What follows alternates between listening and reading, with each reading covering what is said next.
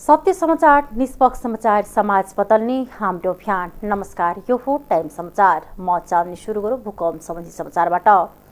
मधेस सहित काठमाडौँ लगायतका ठाउँमा आज बिहान भूकम्पको धक्का महसुस गरिएको छ। आइतबार बिहान 8:13 जनकपुर, काठमाडौँ सहित तराई मधेसको जिल्ला हुँदै भारतको बिहार राज्यको उत्तरी भेगमा समेत भूकम्पको धक्का महसुस गरिएको हो।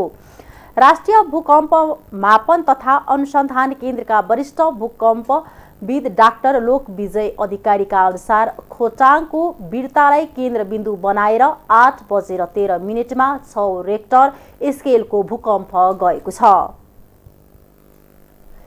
6 रेक्टर स्केलको भूकम्प गएको खोटाङ सहित पूर्वी पहाडी जिल्लाका नागरिक घरभित्र जान डराएका छन्। पटक पटक परकम्प समेत गइरहेकाले नागरिक घरभित्र जान डराएका छन्। ठूलो पानी परिरहेकाले घर बाहिर बस्न पनि समस्या भएको छ।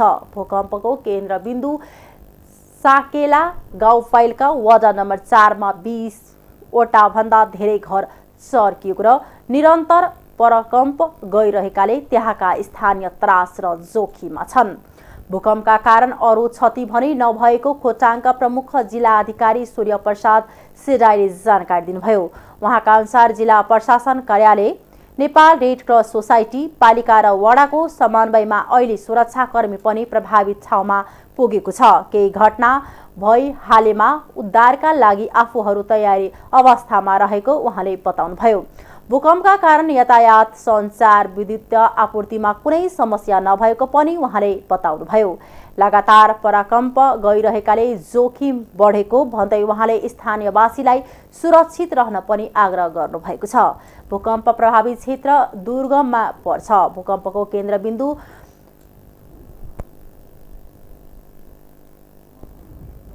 मतिम वीरतामा ढुङ्गा र माटोले बनेको 2 देखि 3 तले कच्ची घरहरू रहेकाले र लगातार पराकम्प गइरहेकाले थप जोखिम भने बढाएको छ। मध्य प्रदेशमा लागू औषध नियन्त्रणमा सशस्त्र प्रहरीलाई सफलता मिलेको छ। सशस्त्र प्रहरी मध्य प्रदेश प्रमुख डीआईजी गणेश ठाडा मगरको विशेष सक्रियतामा आर्थिक वर्ष 2078-79 मा लागू औषध नियन्त्रणमा सफलता मिलेको हो। गत आर्थिक वर्षमा मध्य प्रदेशको 8 जिल्ला अन्तर्गत विभिन्न स्थानमा 60 बिघा 17.5 कट्ठा जग्गामा लुकाई छिपाई लगाएको लागू औषध गाजा खेती नष्ट गरेको डीआईजी मगरले बताए। त्यसैगरी सशस्त्र प्रहरीको छुट्टा-छुट्टै टोलीले सोही अवधिमा 2667 किलोग्राम गाजा बरामद गरी नष्ट गरेको छ। गाजा लगायत लागू औषध कारोबारमा संलग्न 173 जनालाई पक्राउ गरी कानुनी कारबाहीको दायरामा ल्याउनुका साथै उनीहरूले प्रयोग गरेको 35 थान सवारी साधन सशस्त्र प्रहरीले नियन्त्रणमा लिएको छ। 2078 श्रावणदेखि गत श्रावण मसानसम्ममा मध्य प्रदेशको विभिन्न स्थानबाट सशस्त्र प्रहरीको गस्ती टोलीले झण्डै 32 किलोग्राम चरेस, 100 gram 73 milligram brown sugar, 3720 ampoule नफिन, 4073 एम्पुल डाइजीपाम, 2643 एम्पुल फेनारग्राम सशस्त्र प्रहरीले बरामद गरेको छ। पानी परेर रोपोमा पानी लागेपछि महोत्तरीका किसानलाई श्रावणी 15 पर्वले खुसी दिएको छ। असार मध्यता पानी नपरेर धानको रोपो पहिल्यै गए बीच पर्व अघि लगातार 2 दिन पानी परेपछि किसानको अनुहारमा खुसी छाएको छ। दुःख सुखमा रोपेको धानको रोपो खेतमा ध्वजा फाटेर सुक्दै थियो। बर्दिवास 2 का किसान पवित्रा खड्का भन्छिन्, धन्न श्रावणी 15 अघि पानी पर्यो र धानको रोपी फेर्ने आशा जाग्यो। खेतमा रोपेको धान पानी बेगर पहिल्यै गएपछि बिर्तिएका जिल्लाका किसानलाई गत शुक्रबार र शनिबार साँझको वर्षा अमृत वर्षे झै लागेको छ। वर्ष दिन गुजारा गर्नुपर्ने मुख्य बाली नै पानी बेगर मर्न लाग्दा किसानलाई 2 दिन अघिसम्म श्रावणी 15 पर्वको रमाइलो थिएन। तर लगातार पर्व अघि 2 दिन परेको पानीले रोपो फेर्न लागेपछि तै बाली भइहाल्छ कि भने आशा जागेको यहाँका किसान बताउँछन्। श्रावणी 15लाई कृषि पर्वका रूपमा मनाइने गरिन्छ। सामान्यतः धान रोपाई सक्ने हुँदा हिलोमा काम गरेको चिसोको असर मेट्न यस दिन खिर खाने नेपाली चलन छ। तर बिउ, मल र पानीको तोक नमिल्दा किसानले यसपालि अपेक्षित धान रोपाई गर्न सकेका छैनन्। पानीले लगातार साथ दिए बाँकी रोपाई पनि एक सप्ताहभित्र सक्ने यहाँका किसान बताउँछन्। पछिल्लो वर्षाले पर्व हाँसी खुसी मनाउन पाएको किसानको भनाइ छ। सर्पदंशका बिरामी एक 32 वर्षीय युवाको समयमा भेन्टिलेटरको सघन उपचार नपाउँदा मृत्यु भएको छ। सिन्धुली घर भई बर्दिवास 4 माइस्थानमा निजी विद्यालय सञ्चालन गर्दै आएका युवराज श्रेष्ठको शनिबार राति सर्पले डसेपछि लाग्दै भेन्टिलेटरको सघन उपचार नपाउँदा मृत्यु भएको परिवारजनले बताएका छन्। श्रेष्ठ बर्दिवास 4 स्थित माइस्थान पब्लिक स्कुलको संस्थापक प्रधानाध्यापक थिए। मध्यराततिर सर्पले डसेको थाहा पाउन साथ परिवारजनले बर्दिवास 3 गौरी डाँडा स्थित सर्पदंश उपचार केन्द्र पुर्याएका थिए। गम्भीर अवस्थाका श्रेष्ठलाई भेन्टिलेटरको सघन उपचार आवश्यक भएको केन्द्रका प्राविधिकले बताएपछि जनकपुर पुर्याएको थियो। झोल नलगाई सुतेको श्रेष्ठलाई घरको छानाबाट झरेको गोमन सर्पले घाँटीमै डसेको थियो। गोमनको डसाइले गम्भीर बनेको श्रेष्ठलाई भेन्टिलेटरमा सघन उपचारको आवश्यकता दर्शाउँदै सर्पदंश उपचार केन्द्रका प्राविधिकले जनकपुर लैजान सुझाएपछि उनलाई जनकपुर पुर्याए पनि उपचार हुन भ्याएन। प्रादेशिक अस्पताल जनकपुरका चिकित्सकले श्रेष्ठलाई मृत घोषित गरेका हुन्। यसैबीच बर्दिवासमा नागरिक समाजका प्रतिनिधिले भेन्टिलेटर व्यवस्थापनका लागि नगर नेतृत्व र आफ्ना क्षेत्रका सज्ञ सांसद प्रतिनिधि सभा सदस्य गिरिजा मणि पोखरेलको ध्यानाकर्षण गराएका छन्। मतडीमा भाइको रकम कुम्ल्याउन दाइले लुटपाटको नाटक गरेको आरोपमा पक्राउ परेका छन्। आफ्नै भाइले बैंकको खातामा जम्मा गर्न दिएको रकम कुम्ल्याउन आफूलाई 3 जनाको समूहले छुरा प्रहार गरी 5 लाख रुपैयाँ लुटेको भनी प्रहरीमा झुटो जानकारी दिने दाइलाई प्रहरीले पक्राउ गरेका छन्। पक्राउ पर्नेमा महतडीकै रामगोपालपुर नगरपालिका 7 बस्ने 26 वर्षीय अरुण चौधरी रहेका छन्। शुक्रबार साँझ करिब 4:30 बजेको समयमा गौशाला नगरपालिका 2 रेड क्रस नजिक माइस्थान शम्सी सडक खण्डमा औरीबाट निगौल चौक हुँदै शम्सी तर्फ जाँदै गरेको प्रदेश 202004 पद 3347 नम्बरको मोटरसाइकलमा सवार चौधरीलाई नम्बर नखोलेको मोटरसाइकलमा आएका 3 जना अज्ञात समूहले बाटो छेकी छुरा प्रहार गरी घाइते बनाएको र आफूसँग भएको रुपैयाँ लुटपाट गरेको चौधरीले बताएका थिए। घटनाबारे इलाका प्रहरी कार्यालय गौशालाबाट सूक्ष्म अनुसन्धान गर्दा चौधरीले आफ्नो भाइ अनिल चौधरीलाई ठगन लुटपाटको नाटक गरेको खुलेको प्रहरी प्रवक्ता प्रहरी नायब उपरीक्षक प्रकाश विष्टले जानकारी दिए। अरुण चौधरीसँग सोधपुछ गरेपछि भाइ अनिलले खातामा जम्मा गर्न भनी दाइ अरुण चौधरीलाई दिएको 5 लाख हिनामिना गर्न लुटपाटको नाटक गरेको खुलेको हो। चौधरीलाई भाइले 5 लाख जम्मा गर्न दिएकोमा खातामा जम्मा नगरी हिनामिना गर्न उद्देश्यले सरपल्लोको चाँदनी देवीलाई 1,56,000 साप्री फिर्ता दिएको, 49,000 मनी ट्रान्सफरमा काम चलाउँदै गर्नु भनी श्रीमतीलाई छाडेको र बाँकी 2,95,000 मनी ट्रान्सफरको फन्डमा जम्मा गरेको खुलेको प्रवक्ता विष्टले बताए। अर्थमन्त्रीबाट राजीनामा दिएको 3 सप्ताहपछि नेकपा माओवादी केन्द्रका नेता जनार्दन शर्मा पुनः अर्थमन्त्री बने भएका छन्। शर्मामाथि छानबिन गर्न बनेको समितिले क्लिन चिट दिएपछि माओवादी केन्द्रले उनलाई पुनः अर्थमन्त्री बनाउन लागेको हो। माओवादी स्रोतका अनुसार शर्माले आजै अर्थमन्त्रीमा शपथ लिँदैछन्। राष्ट्रपति कार्यालयले आजै साँझ 5 बजे अर्थमन्त्रीको शपथको तयारी गरेको छ। माओवादी केन्द्रका अध्यक्ष पुष्पकमल दाहाल र प्रधानमन्त्री शेरबहादुर देउवाबीच आज बिहान 10 बजे भेट भएको माओवादी केन्द्रले जनाएको छ। भेटमा केही कुरा भयो भने विषयमा यकिन जानकारी नभएको स्रोतको भनाइ छ। बजेट निर्माणको क्रममा अनधिकृत व्यक्तिलाई प्रवेश गराएर करको दर हेरफेर भएको आरोप लागेपछि शर्माले गत असार 22मा पदबाट राजीनामा दिएका थिए। त्यसअघि सोही दिन प्रतिनिधि सभाले उनीमाथि छानबिनका लागि 11 सदस्य संसदीय विशेष छानबिन समिति गठन गरेको थियो। उक्त समितिले बुझाएको प्रतिवेदनमा तत्कालीन अर्थमन्त्री शर्मालाई क्लिन चिट दिएपछि दिएको थियो। शर्माले राजीनामा दिएपछि प्रधानमन्त्री देउवाले नै अर्थमन्त्रालयको जिम्मेवारी सम्हालिरहेका छन्।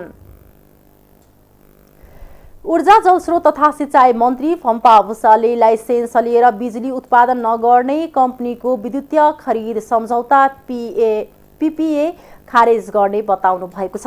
आज आइतबार नेपाल आर्थिक पत्रकार समाज सेजनले क्रस बोर्डर विद्युतीय व्यापारमा खुला पहुँच र प्रसारण मूल्य निर्धारणलाई प्राथमिकता विषयक परामर्श कार्यशालामा बोल्दै मन्त्री भुसालले यस्तो बताउनु भएको हो। लाइसेन्स लिने पीपीए गर्ने तर निर्माणमा नगई खोला नदी ओगटेर बस्ने प्रवृत्तिलाई निस्तेज गर्न सरकारले त्यस्ता कम्पनीको लाइसेन्स रद्द गर्ने तयारी गरेको उहाँको भनाइ छ। मन्त्री भुसालले हाम्रो पहिलो प्राथमिकता भनेको देशमा अधिकतम विद्युतीय उत्पादन गर्दै आन्तरिक खपत वृद्धि गरी प्रति व्यक्ति विद्युतीय खपतलाई क्षेत्रीय र अन्तर्राष्ट्रिय स्तरमा तुलना योग्य अवस्थामा पुर्याउने र आर्थिक उत्पादनत्व वृद्धि गर्ने नै रहेको बताउँदै स्वदेशीय खपतभन्दा बढी हुने विद्युतीय अन्तर्राष्ट्रिय बजारमा निर्यात गर्नुको विकल्प पनि नरहेको प्रश्न पार्नुभयो। जलस्रोतका अधिकतम उपयोग गरी विद्युतीय उत्पादन गर्न विद्यमान Q40 को डिजाइन व्यवस्थालाई हटाई जल विद्युतीय आयोजना विकास गर्ने व्यवस्था लाइसेन्स र पीपीएमा मिलाउन खोजिएको उहाँको भनाइ थियो।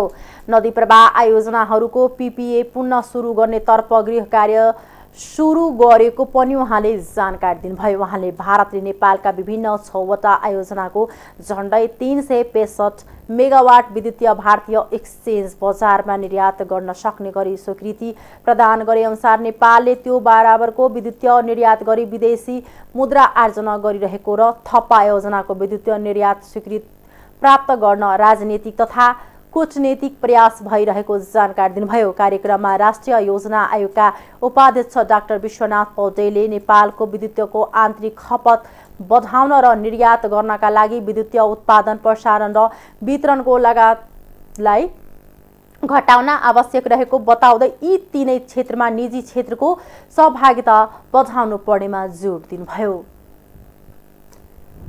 आर्थिक समाचार।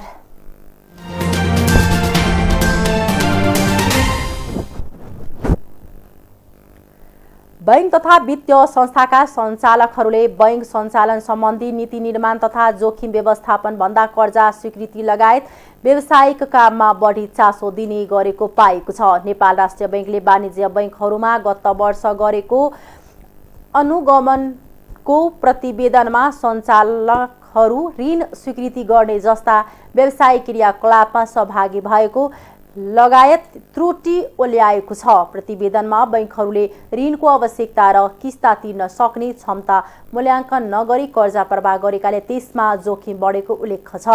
बैंकहरू धितोमा आधारित कर्जा प्रवाहमा बढी केन्द्रित छन्। प्रतिवेदनमा बैंकहरूले कोभिड महामारीबाट प्रभावित ऋणीलाई दिएको सुविधा समेत दुरुपयोग भएको उल्लेख गरिएको छ। कोभिड प्रभावित उद्योगलाई सञ्चालन पुँजी उपलब्ध गराए पनि उक्त रकम ऋण तिर्नका लागि प्रयोग भएको छ। राष्ट्रिय बैंकले गत आर्थिक वर्षमा 7वटा बैंकहरूको स्थलगत सुपरिवेक्षण गरेको थियो। त्यसमध्ये आर्थिक वर्षको 23औं त्रैमासमा सिटिजन सेन्चुरी सिभिल र ग्लोबल आइएमई बैंकको र चौथो त्रैमासमा बैंक अफ काठमाडौँ लक्ष्मी र नवेल बैंकको स्थलगत सुपरिवेक्षण गरेको छ। केन्द्रीय बैंकले गत आर्थिक वर्षमै 5वटा बैंकको विशेष स्थलगत सुपरिवेक्षण गरेको जानकारी दिएको छ। त्यसमा दोस्रो त्रैमासमा नेपाल बङ्गलादेश प्राइम र मेगा, तेस्रो त्रैमासमा सिद्धार्थ तथा चौथो त्रैमासमा एनसीसी बैंकको सुपरिवेक्षण गरेको थियो। सुपरिवेक्षण प्रतिवेदनमा कर्जाको जोखिम भारको सही लेखाङ्कन नगरेको, बैंकहरूको जोखिम अनुसार प्राथमिक पुँजीको व्यवस्थापन नभएको लगायत त्रुटि ओल्याएको छ। बैंकहरूले जोखिम व्यवस्थापन नीति बनाए पनि कार्यान्वयनको अवस्था कमजोर रहेको भन्दै यसलाई प्रभावकारी बनाउनु पर्ने बताएको छ। गत आर्थिक वर्षमा बैंकहरूमा निक्षेप सङ्कलनको तुलनामा कर्जा प्रवाह उच्च गरेकाले लगानीयोग्य पुँजी तरलता अभाव भएको र यसबाट बैंकहरूलाई कर्जा निक्षेप अनुपात कायम गर्न समेत गाह्रो भएको राष्ट्रिय बैंकले उल्लेख गरेको छ।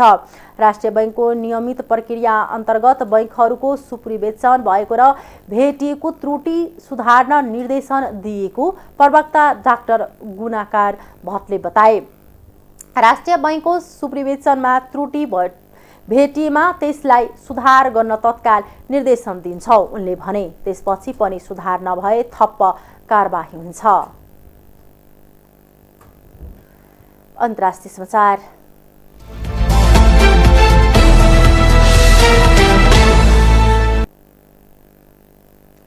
पाकिस्तानमा पोलियो भाइरसका बिरामी बढेका छन्। यस वर्ष अहिलेसम्म पुष्टि भएका पोलियो भाइरसका सबै संक्रमण उत्तर पश्चिमी खैबर पख्तुनख्वा प्रान्तको दक्षिणी भागमा भेटिएको त्यहाँको प्रधानमन्त्री कार्यालयले जनाएको छ।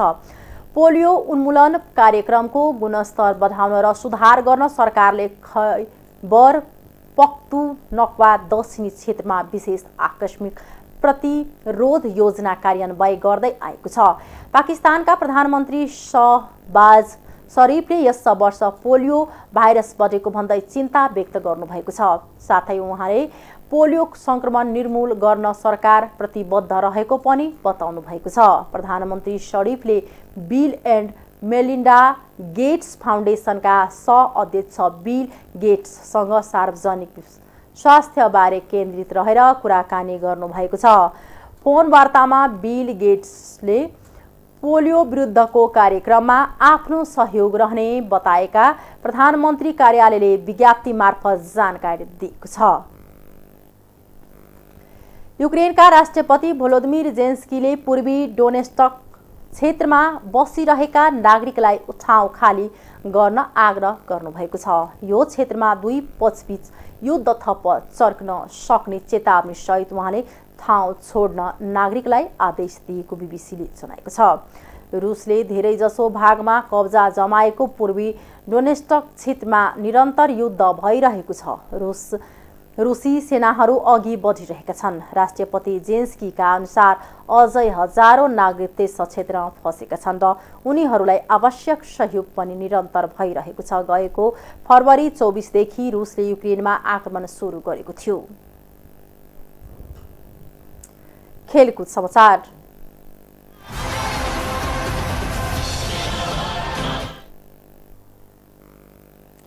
बीस वर्ष मुनिको साफ च्याम्पियनसिप फुटबलमा आज नेपाल र भारत खेल्दैछन्। दुई देशबीचको खेल भारतको भुवनेश्वरमा रहेको कलिङ्गा मैदानमा बेलुका 7:15 बजे सुरु हुनेछ। भारत प्रतियोगिताको साबिक विजेता हो। मुख्य प्रशिक्षक मेघराज केसीले भारतसँगको आजको खेल नेपाली समर्थकका लागि विशेष रहने बताएका छन्। आजको खेल नेपाल र भारत दुवैका लागि महत्त्वपूर्ण छ। भारतलाई हराउन सकेमा नेपाल शीर्ष स्थानमा उक्लिनेछ। नेपाललाई हराएमा भारतको फाइनल पुग्ने सम्भावना बलियो हुनेछ। नेपालले जितेमा नेपाल र बङ्गलादेश फाइनलमा पुग्नेछन् भने बराबरी भएमा बङ्गलादेश फाइनल पुग्ने पहिलो टोली हुन्छ। दोस्रो टोलीको लागि लिग चरणको अन्तिम दिन कुर्नु पर्नेछ। प्रतियोगिताको अङ्क तालिकामा बङ्गलादेश शीर्ष स्थानमा छ। उसको 3 खेलमा 9 अङ्क छ। नेपाल दोस्रो स्थानमा छ। नेपालको 2 खेलमा 6 अङ्क छ। भारत 2 खेलमा 3 अङ्क साथ तेस्रो स्थानमा छ। पुछारमा रहेका मालदिप्स र श्रीलङ्काले अङ्क जोड्न सकेका छैनन्। प्रतियोगिताको समूह चरणबाट शीर्ष 2 टोलीले फाइनल खेल्नेछन्। नेपालले मङ्गलबार बङ्गलादेशसँग खेल्नेछ। फाइनल खेल शुक्रबार हुनेछ। हस्, अहिलेको लागि टाइम समाचार यति नै। हेर्दै गर्नुहोला टाइम्स टेलिभिजन। नमस्कार।